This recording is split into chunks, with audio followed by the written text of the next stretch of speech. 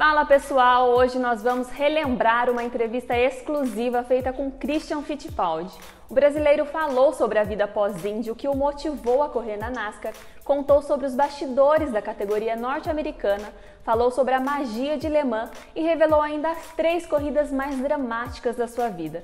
Confere aí porque tá muito interessante. Então, pessoal, eu já falei com o Christian em uma live sobre o início do automobilismo, a Fórmula 1, depois a Indy e agora chegando o pós-Indy. E eu comecei a live da Indy, a gente falou como foi sair da Fórmula 1, eu começo essa falando, quando foi que a ficha caiu assim, cara, acho que a Indy já deu, acho que eu vou fazer outra coisa. Como é que foi esse processo? Eu acho que não foi uma ficha já deu que partiu de mim, que nem quando eu resolvi parar de correr, entendeu? Foi uma ficha que caiu em Mosport aquele dia e falei, eu não vou mais fazer isso, mas ao contrário disso daí, eu acho que foi uma série de fatores que levaram a minha decisão de tentar outra coisa fora a Indy. A categoria estava passando por um momento delicado, tanto que do grid inteiro, eu acho que, se não me falha a memória, Felipe, acho que 9 pilotos naquela temporada resolveram sair da categoria e correr de outra coisa, sendo que nenhum dos 9 foram mandados embora. E eles que resolveram fazer isso por espontânea vontade. Então, eu sinceramente acredito que foi aliado ao fato que se eu fosse correr de IRL naquela época, ia ser só oval, e eu sinceramente curto os ovais, mas ao mesmo tempo eu não sou fã de correr num campeonato que só tem ovais. Eu acho que precisa ter uma combinação dos dois. Na minha opinião, o número perfeito que eles conseguiam fazer era mais ou menos 70% de provas mistas, ou seja, road course, pista de rua,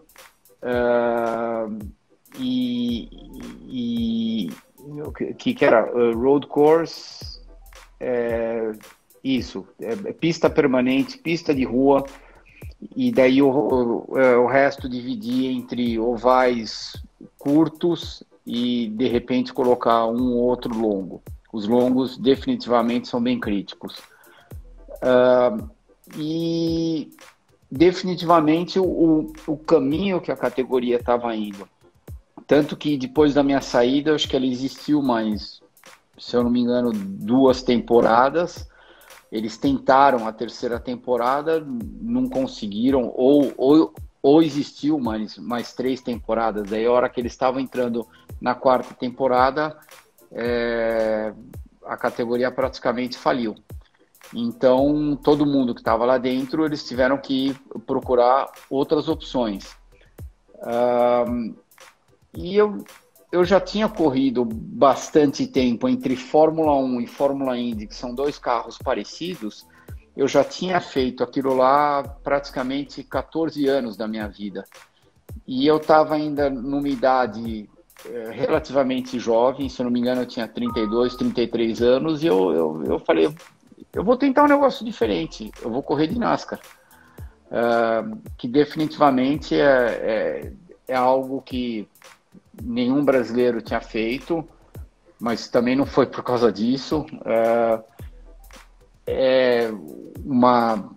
Um tipo de competição diferente, tanto que eles brincam aqui nos Estados Unidos. NASCAR is not a sport, it's a lifestyle. É um tipo de vida, não é um esporte. O calendário é bem intenso. São 36 provas, 37 provas por ano. Você praticamente não tem nenhum final de semana livre, depois da primeira prova até chegar na última prova do ano. E eu tentei fazer isso, só que infelizmente tiveram várias coisas na minha vida que deram certo e algumas que deram errado. E essa daí foi uma delas que não deu certo. Não, mas vamos contar, porque eu morro de curiosidade, né? Hoje a NASCAR, ela tem uma exposição aqui no Brasil, ela tem um grupo de apaixonados, óbvio que não é aquela coisa de massa como nos Estados Unidos, né? Aliás, até pelo sucesso da Indy, todo mundo no Brasil sempre achou que a Indy fosse maior do que a NASCAR e tal, e a NASCAR é um absurdo nos Estados Unidos e nos dias de hoje não dá nem para comparar com a Indy, muito pelo contrário, ela se compara à NBA, à NHL, né? Ela tem muito. E eu vou te ser muito sincero, Christian, a primeira vez que eu fui numa NASCAR, eu fui meio assim, a trabalho, óbvio. Pô, que legal, vou conhecer isso aí, mas eu não era muito fã, foi 2011 ou 2012, não me lembro. Quando eu cheguei lá, Daytona, falei, cara, que é isso? Que universo? Os americanos fazem um chover e tal. E foi isso que te atraiu? Assim, esse show, esse baita evento, essa coisa que o brasileiro não tem muita noção, mas você radicado nos Estados Unidos sabia ou tal, mas, porra, é nisso? Quero me arriscar aqui nesse aquário de tubarão aqui para ver o que rola. Sinceramente falando, Felipe, o show... não tem dúvida que foi um dos fatores, mas eu lembro que o grande tique que eu tive foi no momento que eu fui assistir uma prova em Bristol, que é um oval de meia milha, e é algo fora do comum. Você sai para classificar, você sai do box, você entra no banking entre a curva 1 e 2, você desce a reta oposta, você faz a 3 e a 4, quando você passa na frente, você abre a volta, daí você dá uma volta, você dá duas voltas, se eu não me engano o tempo lá era ao redor de 20 segundos, ou seja, em 40 segundos, e se você ainda computar o tempo que você levou para abrir a volta, em 50 segundos, praticamente, você fez a sua classificação. Então, a intensidade que você tem que colocar naquilo lá, na sua concentração, para fazerem as coisas acontecerem naquele espaço de tempo muito curto, é bem grande. Isso daí, definitivamente, foi uma coisa que me atraiu bastante. Daí eu lembro que eu estava em cima do scoring stand, em cima lá do pit box, do pessoal lá da Haas, porque a Newman Haas, naquela época, ela tinha uma equipe de Indy e também tinha uma equipe de NASCAR. E na hora que eu vi aqueles 43 carros alinhados, dando a volta de apresentação, passando em primeira marcha, devagarzinho, com todos aqueles V8 funcionando, vou ser sincero, e 200 mil pessoas assistindo, 43 gladiadores dentro da arena, andando numa volta de meia milha, o negócio é muito impressionante. E voltando àquilo que você tinha comentado, caiu a ficha e eu falei, nossa, eu vou tentar isso daí, eu não posso morrer sem tentar isso daqui, eu não sei se vai dar certo, se vai dar errado, mas é uma coisa que eu preciso tentar, e o único jeito de eu saber se vai dar certo ou se vai dar errado é eu tentar mergulhar de cabeça, e foi mais ou menos isso que eu fiz. Então, voltando à sua pergunta original, foi uma combinação de uma série de coisas e que me levaram a tomar aquela decisão. Mas como espetáculo, como show, se eu levar qualquer pessoa para Bristol, mesmo uma pessoa que não entende o que é automobilismo, o que é uma prova de NASCAR, o que é, enfim, qualquer tipo de competição, eu tenho certeza que a pessoa vai sair de lá arrepiada, porque é um negócio fora do comum. Até para fazer uma metáfora, uma comparação bem besta para o nosso pessoal que está aqui com a gente, meia milha não dá 1 quilômetro, a gente está falando aí de 800 metros. Então imagine você que nem tem na Olimpíada 800 metros, 8 carinhas correndo ali no 800 metros, imagina 43 carros correndo em 800 metros. É realmente uma insanidade, né, Christian? É uma insanidade e eu quero fazer uma retificação. Agora que eu lembrei, já fazem tantos anos isso daí, o tempo da volta não é 20 segundos, o tempo da volta era 14 segundos. Não, 14 segundos, ou seja, então em 40 segundos a sua classificação inteira terminou. Você saiu do box, você deu 2 voltas e daí já terminou. A hora que a prova larga lá em Bristol, ou seja, eles entram na curva, daí fica mais ou menos lado a lado durante umas 4, 5 voltas, daí começa a virar uma fila indiana. No momento que vira uma fila indiana, acho que é entre a 5ª e a 10ª volta, com umas 20 voltas de corrida, mais ou menos, o primeiro já está alcançando o último.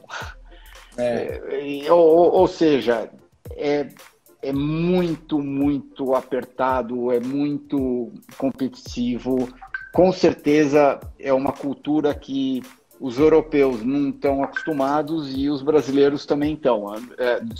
Os brasileiros também não estão.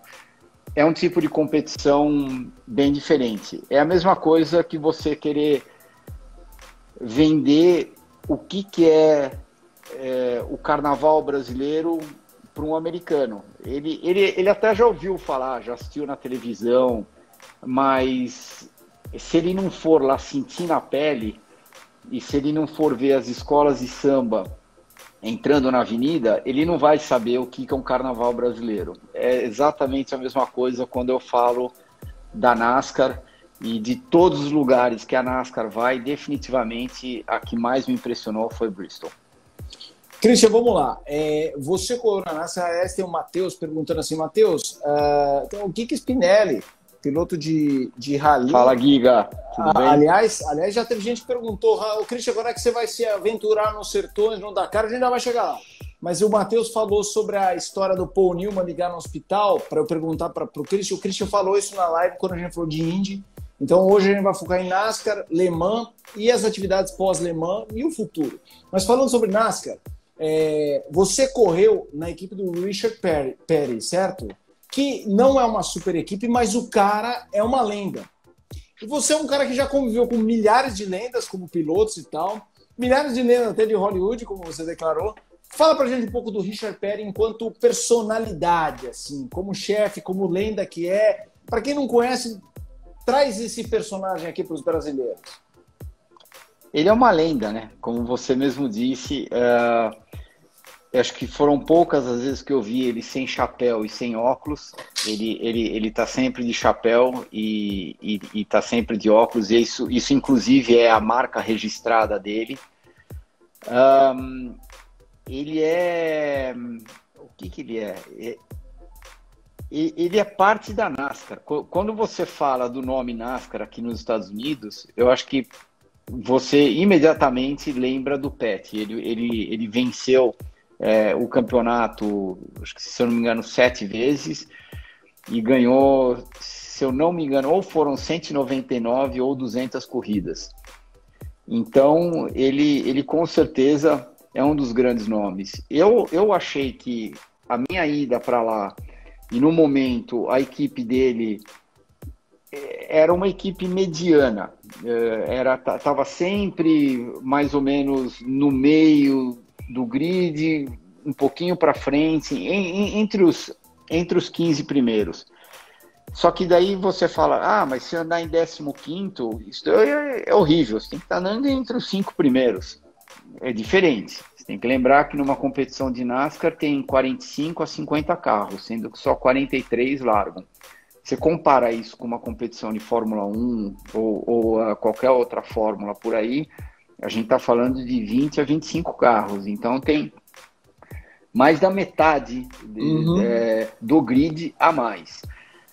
E se você está entre os 15 primeiros, andando consistentemente em todas as provas de NASCAR, o pessoal das equipes grandes, eles com certeza estão olhando para você do mesmo jeito que se você estivesse andando entre os 6 a 8 primeiros da Fórmula 1, você pode ter certeza que a Mercedes e a Ferrari estaria te fotografando para eventualmente fazer alguma coisa com você no futuro.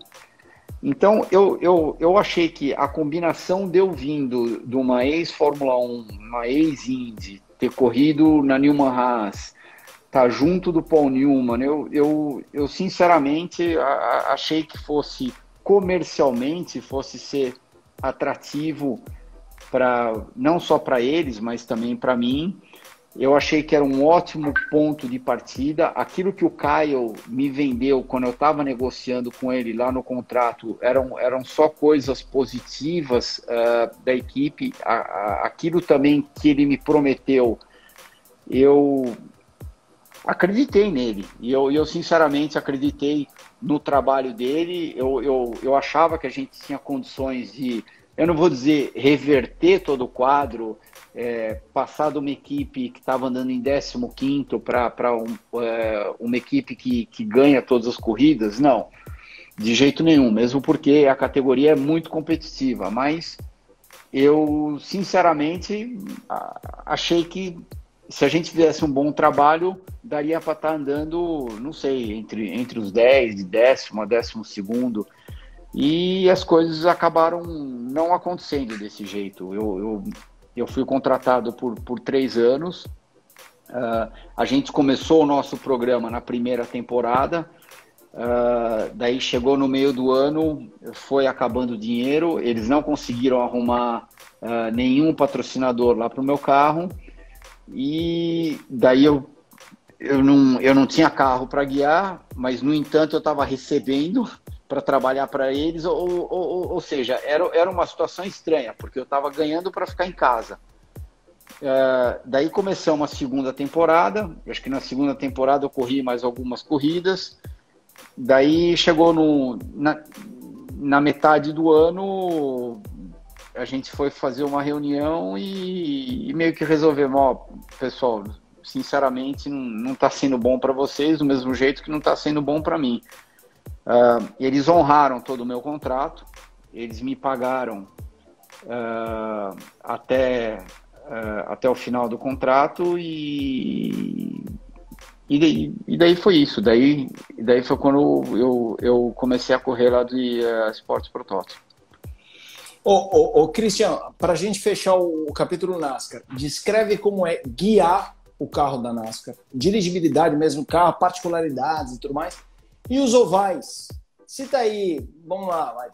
3 da hora e 3 casca de ferida. 3 assim, tranquilo, bacana, legal. E 3 que tipo, desde as supers, né? Tipo Talladega e Daytona, até essas pequenininhas. Descreve um pouco pra gente. Andar sozinho em Daytona e Talladega é a coisa mais fácil que eu já fiz na minha vida, dentro de um carro de corrida.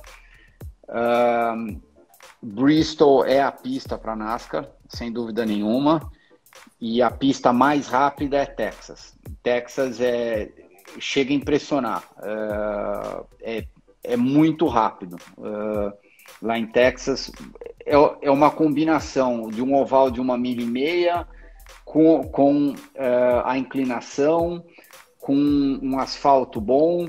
Então é uma combinação de tudo que acaba fazendo com que dentro do carro você tem uma experiência onde é bem rápido.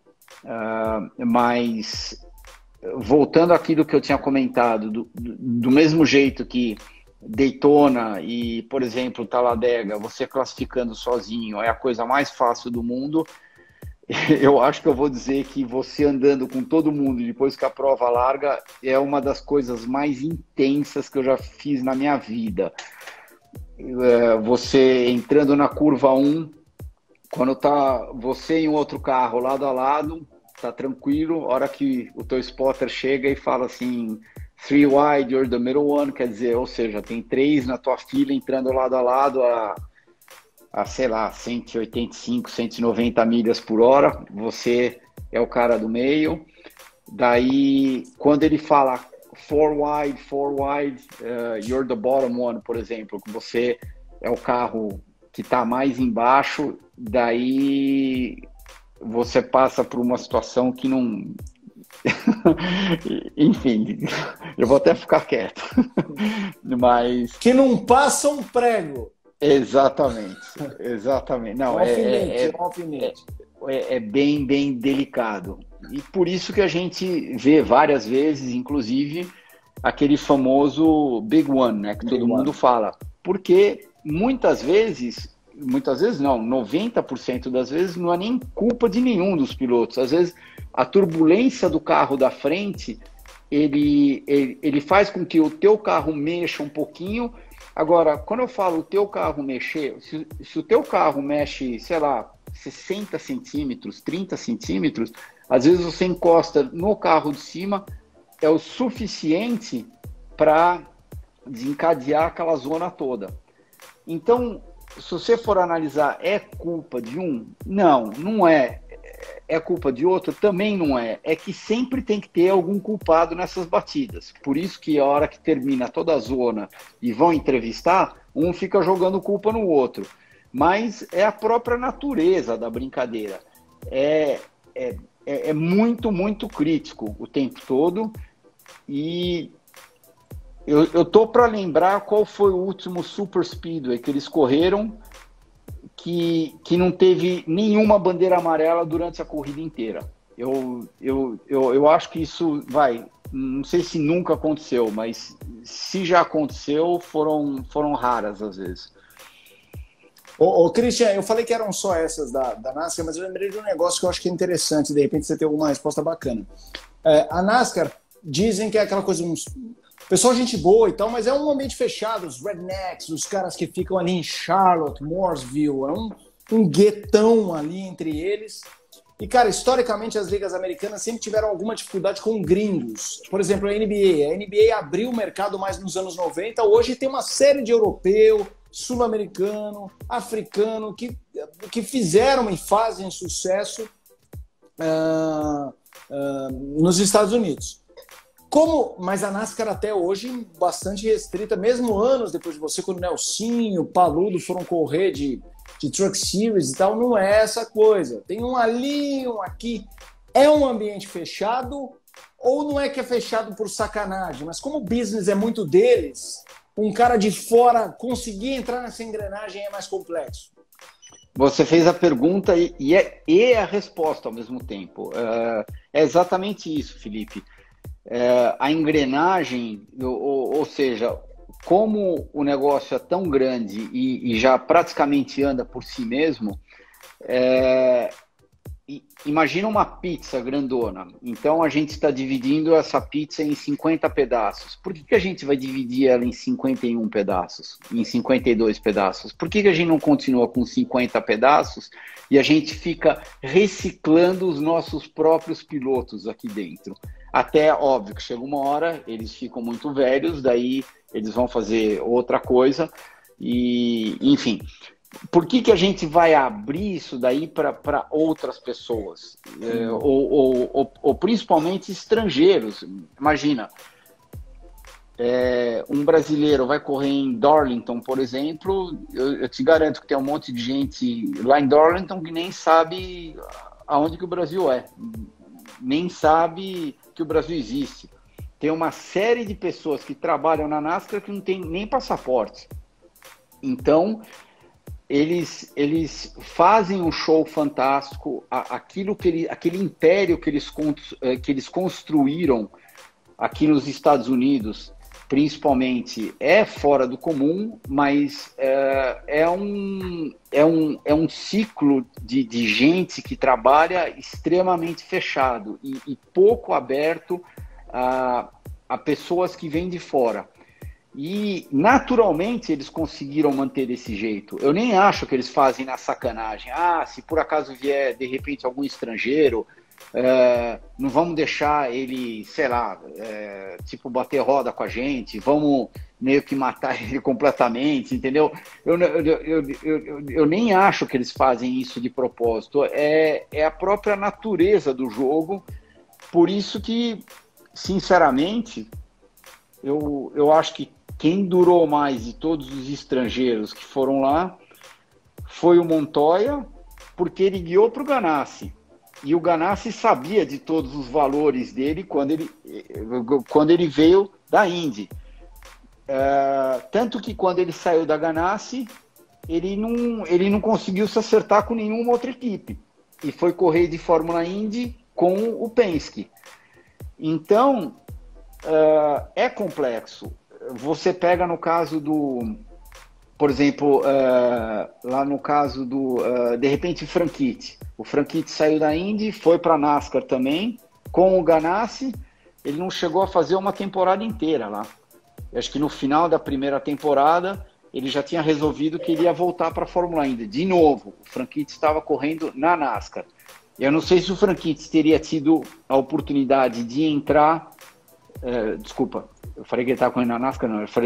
Ele estava correndo com o Chip.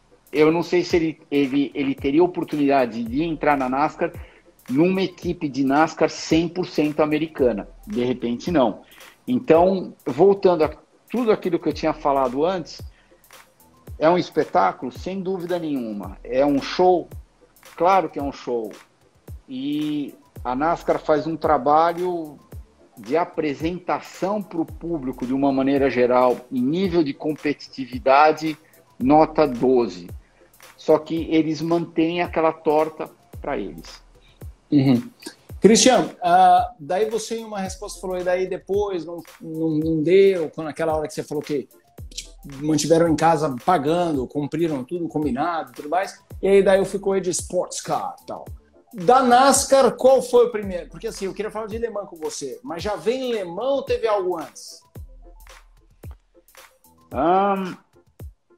Não, foi até engraçado, Felipe, porque o meu primeiro ano de contrato lá na PET foi 2003. E logo no começo de 2004, eu ganhei Daytona pela primeira vez.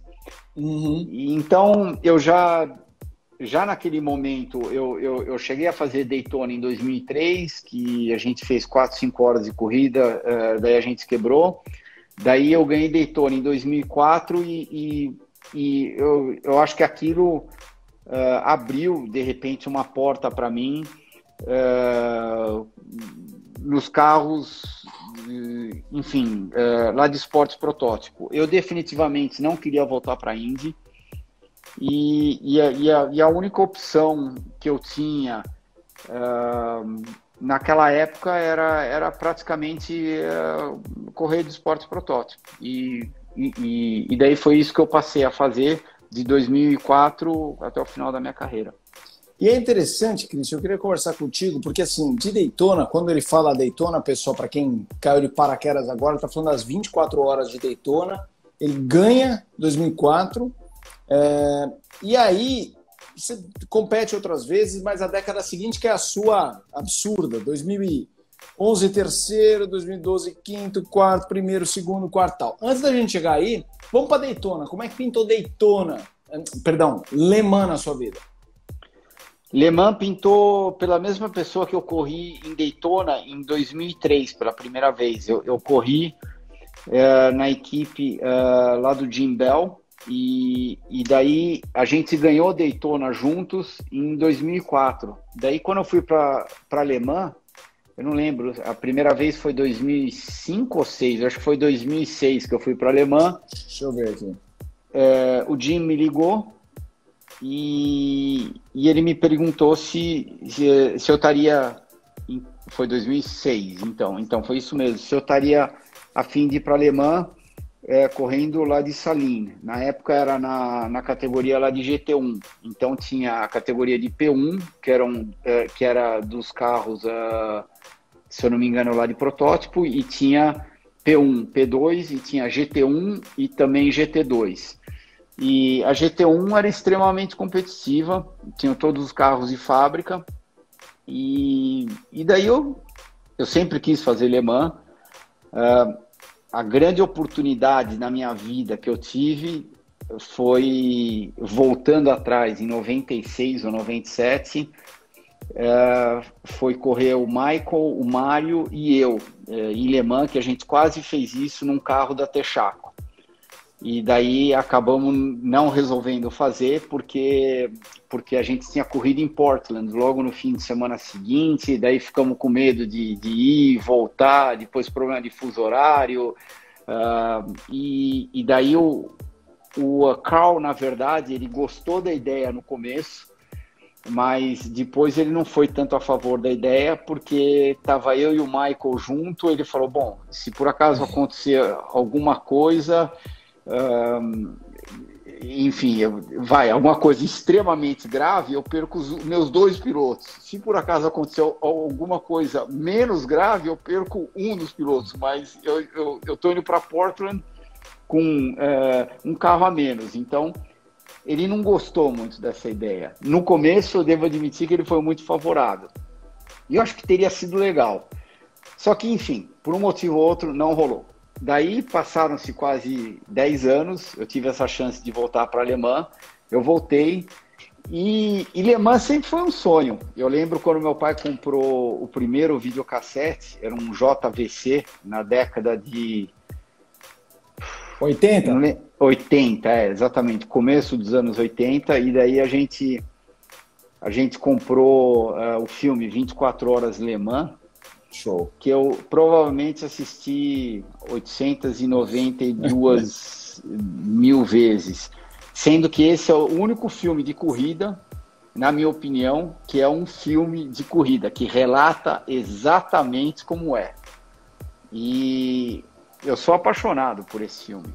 E a coisa que mais me marcou, quando eu fui para Le Mans, eu saí do box, entrei na pista, a primeira volta que eu dei, eu nunca tinha andado na pista, a primeira volta que eu dei, eu fiquei arrepiado, porque tem uma série de lugares que você passa que é exatamente igual ao filme, as placas são iguais, as árvores são iguais, e aquilo me trouxe a memória de quando eu era molequinho de novo, de quando eu ficava horas e horas assistindo aquele filme lá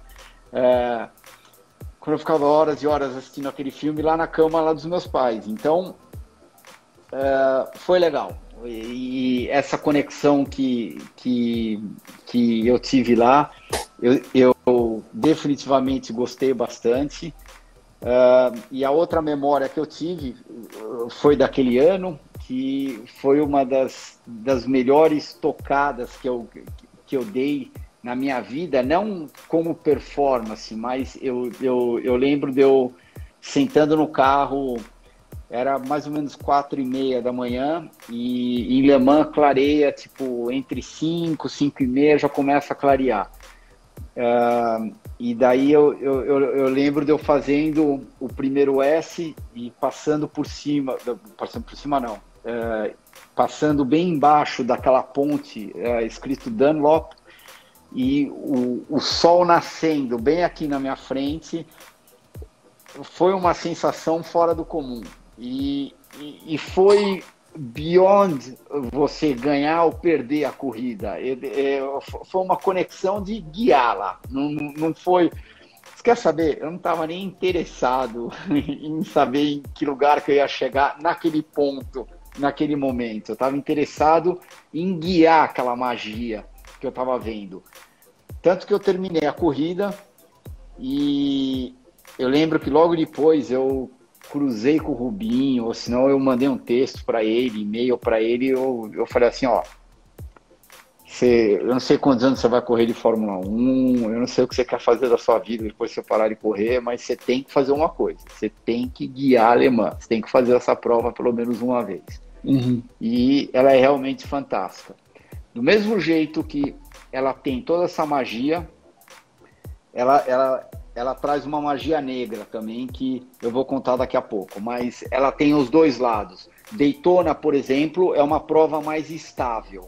Le Mans tem momentos que é fora do comum e tem momentos que é trágico, é realmente muito difícil. Por falar em tragédia, o seu nome se deve a uma tragédia de Le Mans, que me corrija se eu estiver errado, que é uma homenagem do Wilson ao Christian Heinz, piloto que morreu em Le Mans e que é uma morte que impactou muito a vida do seu pai e do seu tio, Emerson e o Wilson, que sempre falaram disso. O Emerson sempre disse que nunca teve muita vontade de correr em Le Mans por causa disso, e o Wilson tanto ficou marcado que deu nome para o filho do Christian Heinz. Tô errado ou a história é meio que nessa linha, Christian?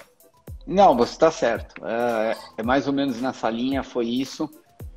E talvez se ele não tivesse morrido, nós três teríamos corrido lá em Le Mans. Porque se você voltar, sei lá, na minha época da Fórmula 1, definitivamente, eu, o meu pai e o meu tio, a gente conseguiria ter corrido lá. Eu acho que todo mundo teria idade suficiente ainda para ser competitivo lá. É óbvio que sim. Mas não aconteceu, mesmo porque o meu pai e o meu tio, eles estavam acostumados com uma alemã completamente diferente de quando eu fui correr. Quando eu fui correr, já tinham uma, duas, se eu não me engano, já tinham 3 chicanes. E quando eles estavam se referindo à época de Le Mans, era na época que não tinha chicane nenhuma, era na época que o carro chegava no final da reta, você pegava um carro de P1, estava chegando perto de 400 por hora. Então, era completamente diferente. E o nível de segurança, chegando a 400 por hora, era muito inferior ao que é hoje em dia. Então, por isso que de repente, criou aquela áurea negativa de Le Mans. Não. Le Mans a gente não pode fazer porque é muito perigoso, porque é muito isso, muito aquilo. E quando eu fui para Le Mans, eu percebi que era justamente o contrário. É óbvio que tem o seu risco, é perigoso, eu vou comentar daqui a pouco, mas, por outro lado, tem uma magia fantástica. Daqui a pouco é agora. Comenta, que história você tem para contar? É uma coisa que está cravado na minha cabeça, que eu nunca mais vou esquecer, 2 horas da manhã, 3 horas da manhã, descendo de Aston Martin, acho que isso foi 2007, descendo a reta. Aquele carro lá de GT1, por incrível que pareça, chegava a 310, 315 no final da reta, que para um carro de GT é bem rápido. E na hora que a gente entrava lá na Mulsanne, que era a maior reta de Le Mans, a pista, apesar de você achar que ela é larga, ela é relativamente estreita. E ela é meio... ela, não sei como é que fala em português, ela tem um pouco de crown nela, ou seja, você tem que estar ou de um lado dela ou do outro lado. Você evita de estar andando bem no meio. E eu lembro de eu descendo a reta às, sei lá, 2, 3 horas da manhã, mas chovendo cântaros lá em Le Mans. Eu não conseguia ver nada na minha frente, absolutamente nada, porque o spray dos carros da frente, eles sobem e eles ficam meio que travado naquela montoeira de árvore que tem de um lado da pista e do outro. Então, o spray que sobe, ele não dissipa. E eu lembro do barulho do limpador de para-brisa, que era mais alto do que o barulho do motor que eu estava ouvindo. Mais alto na minha cabeça, é óbvio que não era. Porque a situação que eu estava de não enxergar nada e não poder tirar o pé, ao mesmo tempo aquaplanando um pouquinho, descendo a reta, tudo isso, é óbvio que você não estava na mesma velocidade que você estava quando você descia a reta no seco. Eu devia estar uns 285, 290 por aí, mas eu descendo a reta e o carro mas literalmente mexendo um pouquinho e eu estava tão concentrado que eu ouvi o barulho do limpador de para-brisa tipo mexendo, e eu não ouvia o barulho do motor. E eu vou ser sincero, chegou a passar pela minha cabeça naquele momento, eu falei, o que eu tô fazendo aqui dentro do carro? Eu não consigo ver nada na frente. Eu não consigo ver nada atrás. Eu só escuto o barulho do limpador de para-brisa e, que loucura é essa? E eu tenho certeza que se desse uma pane elétrica no carro e eu ficasse sem farol, eu não conseguiria voltar para o box. Eu ia ter que parar o carro na hora, porque você não consegue enxergar absolutamente nada. Com um pouco de farol, você vê, sei lá, 20%, 30%. Mas sem farol, você não consegue enxergar absolutamente nada. Esse é é a situação disparada mais difícil que eu senti em Le Mans, e eu coloco entre as top 3 que eu já senti mais difíceis, eu acho que na minha carreira inteira. Aliás, essa de Le Mans era quando você ia classificar de Fórmula Indy num ovalzinho pequeno, que você enfiava a asa dianteira, enfiava a asa dianteira, enfiava a asa dianteira e a barata ficava neutra pra caramba. Só que, na verdade, quanto mais neutro, mais rápido. Só que chega uma hora que você assusta, né? De novo, a famosa história do alfinete. Né? Então, e o segredo lá é você praticamente não ter que virar o volante. Você entra na curva, o carro, você respira e o carro vira sozinho. E eu lembro que ou seja, desculpa eu estar indo de um lado para o outro, mas... Você falou, peraí, Le Mans, essa de oval curto, e falta o terceiro momento alfinete. Então, o terceiro momento, mas essa de oval curto foi lá em Nazaré, que Nazaré, para mim, era uma das pistas mais difíceis para classificar. Quando você acertava o carro e acertava a volta, a satisfação que te dava, enfim, era algo fora do comum. E Nazaré, principalmente lá na curva 2, eu não lembro se eu cheguei a fazer flat, mas era quase flat. A hora que você terminava a curva, você falava, só falta mais uma curva. E, no entanto, a volta inteira era 20 segundos, só que parecia, sei lá, uma volta de 1 minuto. Não passava nunca. E a hora que você terminava a última curva e completava a volta, você não tem ideia o alívio que era dentro do carro. E a terceira situação, ela foi parecida com a situação de Le Mans, mas como ela foi na minha última corrida, foi uma situação estranha e foi uma situação perigosa. A gente largou, daí, se eu não me engano, a gente estava entre os 3 primeiros, daí tivemos uma pane elétrica, entramos no box. Era eu que estava guiando e acabei ficando, enfim, acabamos perdendo 15 voltas, mais ou menos. E a gente sabia que a chance de vencer a prova estava praticamente não, realisticamente, ela estava descartada. Só que a gente tinha que continuar andando para marcar o máximo possível de pontos para o carro no campeonato. Daí, às 2, 3 horas da manhã, começou a chover bastante. A hora que eu fui entrar no carro pela última vez, a prova tinha sido paralisada, porque tinha muita água na pista, relargaram a prova e eu estava guiando o carro. Só que, por causa de quando a prova foi paralisada e aonde teve a entrada do pace car, eu tive que relargar em, sei lá, 50º, sei lá quanto. A hora que eu fiz o banking, eu entrei na 3, mais ou menos, que as velocidades começaram a mais ou menos aumentar. O spray de água começou a, crescer. Passou levemente pela minha cabeça. Eu falei, isso não tá me cheirando muito bem a hora que entrar na reta. Não deu outra. A hora que eu saí da 4... Juro, eu não estava enxergando um alfinete na minha frente. Então, você imagina a situação. Eu estava em, sei lá, a gente estava relargando em 50º, sei lá quanto. Eu estava 14, 15 voltas atrás do líder.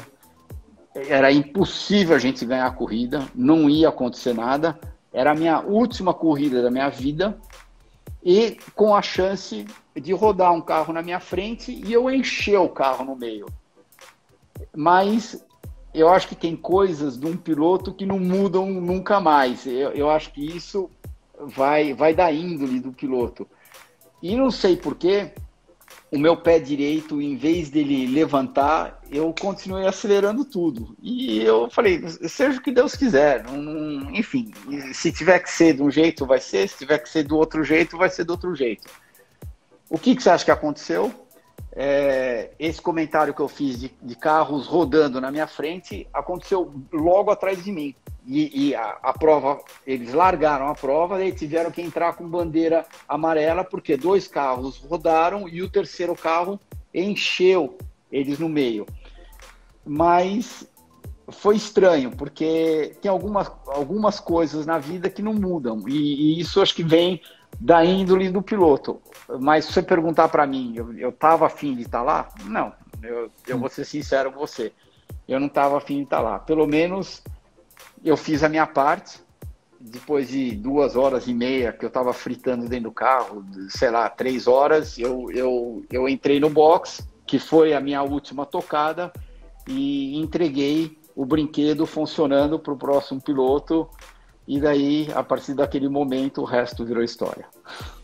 Christian, sensacional. Então, até pelo resto virar história, tem muita gente chegando, gente que não viu a primeira parte, perguntaram da treta em Monza 93. Pessoal, a gente já falou com ele agora, mas agora eu vou fazer assim.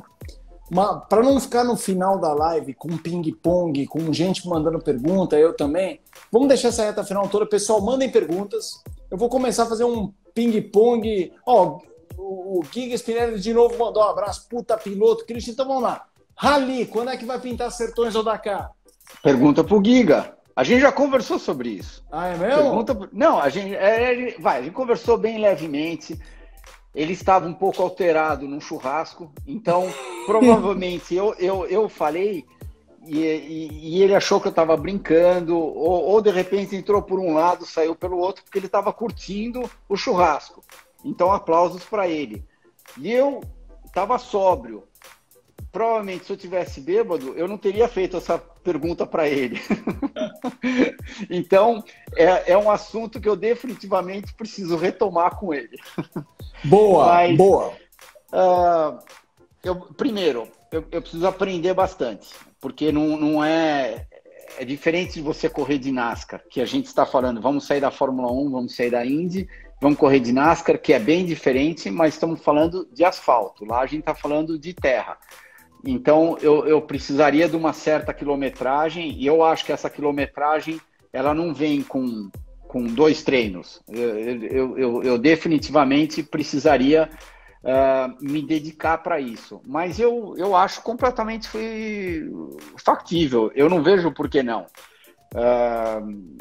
Enfim, se o Sainz, tudo bem, o Sainz, que é o mestre nesse tipo de corrida, ele consegue ser extremamente competitivo com quantos anos? 60, 65 ou sei lá, 50 alto. Acho que é 50 alto.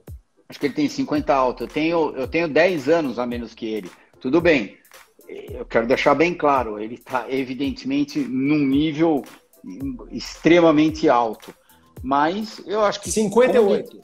58. Então, ele tem 9 anos a mais do que eu. Eu acho que, como tudo na vida, se você tiver um tempo, se você conseguir andar e se você conseguir treinar bastante, eu não vejo por que não. É óbvio que você precisa estar junto de pessoas boas e junto de um material competitivo. Daí vai tornar a sua vida não fácil, mas muito menos difícil. E se eu tivesse a oportunidade, sem dúvida nenhuma, seria um desafio que eu estaria looking forward to it. Mas se eu não tiver essa oportunidade de estar com pessoas que possam me ajudar e estar podendo pilotar um carro competitivo, daí sinceramente eu acho que não vale a pena. Fazer só para fazer, eu já fiz muito disso na minha vida e vou ser sincero com você, não é uma situação legal. Essa live tá demais, o Giga Spinelli já falou que tá fechado. Christian, como eu fiz a ponte, é só colocar o Motorsport no retrovisor aí que tá tudo certo. Ingo Hoffman também tá na área. Vamos lá, reta final, Christian. Eu vou fazendo, já que o Ingo chegou, teve gente que perguntou. Vou mandar, você tenta responder o mais curto possível para fazer um monte, hein? É tipo tênis agora. Stock Car. Rolou um papo de uma equipe Fittipaldi. Verdade ou mentira? Não, verdade, mas eu acho que faltou muitas partes do quebra-cabeça para ela conseguir ir para frente. E eu acho que o maior empecilho que a gente teve foi o lado financeiro. Vamos lá, vou perguntar uns nomes, você tenta definir rapidamente. Wilson Fittipaldi. Uau! O pai, não o avô. Então, me deu até um arrepio agora, porque eu não estava esperando essa de primeira. Eu estou começando a entender ele agora, por incrível que pareça, com 49 anos de idade, antes tarde do que nunca, e ele nunca vai ser o piloto para mim, ele nunca vai ser o construtor para mim, mas ele sempre vai ser o meu pai. E ele sempre vai ser o pai para mim. Eu nunca vou conseguir enxergar ele como um piloto, um construtor de carro de Fórmula 1. E tudo que eu sei, dentro e fora das pistas, eu devo para ele e para minha mãe, sem dúvida nenhuma. Eu ia fazer uma pergunta da sua mãe, que pouca gente sabe. A sua mãe tem uma história muito bacana. Eu falei para ser rápido, essa fica à vontade para explicar um pouquinho. Teve relação de GP do Brasil, ela se virava em idiomas. Além de ser tua mãe, de aguentar as loucuras da família Fittipaldi, esse bando de louco que fica fazendo um monte de corrida, carro e tudo mais. Fala da tua mãe. E o seu pai acabou de falar, escrever, então, chorou. Nossa. Olha lá, nem sabia que ele estava lá na live. Ele tá em todas. Bom, eu também. A minha mãe, ela, como que eu posso dizer? Ela é praticamente um computadorzinho ambulante. E a memória que ela tem é fora do comum. E eu acho que ela me ajudou muito, muito, muito, principalmente nos primeiros anos da minha vida, porque meu pai estava bastante ausente, justamente por causa das corridas, equipe de Fórmula 1, para ele era aquele trabalho 24 horas por dia, era non-stop, então eu passei muito tempo com a minha mãe e eu sou muito grato a tudo que ela me ensinou, a base que ela me deu para me preparar para eu chegar aonde eu cheguei. Agora, eu não sei nem se é justo eu colocar desse jeito, mas ela é mais generalzinha do que meu pai. O meu pai era mais antigamente, hoje em dia ele virou uma pessoa extremamente sentimental. Ele é uma pessoa que odiava cachorro, hoje em dia ele ama cachorro. E como ele comentou aí na live, ele chorou. Quando você viu o Tigre chorar, quando estava acontecendo aquela zona toda do Fórmula 1 e às vezes dá certo, às vezes dá errado, entra patrocinador e deve isso no banco e vamos pagar isso e vamos acertar aquilo. Nunca, nunca. E eu acho que a minha mãe foi um pouco mais pro lado de como o meu pai era no começo. Mas, sinceramente, não tem problema nenhum. Eu vejo zero problema nisso daí. Só são características de como eles são. O meu amor pelos dois não vai mudar em absolutamente nada, mas hoje em dia o meu pai definitivamente, eu acho que ele é mais sentimental do que a minha mãe. E a minha mãe, imagina, o que você vai falar de uma pessoa que cronometrava todas as voltas de 26 carros com um cronômetro ao mesmo tempo, e de uma pessoa que fala fluente, lê e escreve 7 línguas. Então, ela era meio fora da casinha. Ô, Christian, esquece o ping-pong, que esse ping-pong vai ser a 4ª live que a gente vai fazer, porque agora eu não vou depois desse depoimento falar que pista você gosta mais? Qual o carro mais legal? Eu vou tocar isso até o final da live. Conta essa história da cronometrista que é a tua mãe. Como assim? Um cronômetro, 26 carros, ela lá, pum, 1,26,422, 1,26... Como que é isso? É mais ou menos isso, Felipe. Você falou tudo. Ou seja, o primeiro carro passava. Primeiro, começou, de repente, o treino, tá? Abre o cronômetro. O primeiro carro passa com, vamos supor, 1 minuto, 1 segundo e 2 décimos. Ela bate o cronômetro. Ela lê e coloca 1 minuto, 1 segundo e 2 décimos, tá? O próximo carro passa, ela marca com quanto tempo o próximo carro passou. A hora que eles vão completar a volta, o primeiro carro da fila vai completar a volta com 1 minuto, 20 segundos e 2 décimos, ela subtrai da volta anterior, então quer dizer que a volta levou exatamente 20 segundos. Só que ela fazia isso com todos os carros da pista, só reconhecendo o capacete dos pilotos. Porque a hora que o carro está passando, na velocidade que ele está passando, às vezes é até meio difícil, né? Você, por exemplo, se tem 2 carros, sei lá, pratas, só que de 2 equipes diferentes, que carro que está passando, se é um carro X ou carro Y. Daí quando ela batia o olho no capacete do piloto, ela sabia. Aliado a isso, foi uma época onde a cronometragem era bem diferente daquilo que a gente está acostumado hoje em dia, né? Hoje em dia não existe isso daí. Então, é tudo automático. Você vai para a pista, você só acompanha o seu monitor, como a gente inclusive fez várias vezes, eu acompanhando o meu monitor lá na Avenida Paulista e você lá na pista, sei lá, aonde você estava, que parte do mundo que você estava, mas a gente estava entendendo a corrida inteira. Naquela época era um pouco diferente. Muito bacana a entrevista, né? Bom, o vídeo de hoje fica por aqui, mas fiquem ligados no canal porque vem mais conteúdo bom por aí. Então deixa o like no vídeo, se inscreva e ative as notificações para ficar por dentro de tudo. Até a próxima!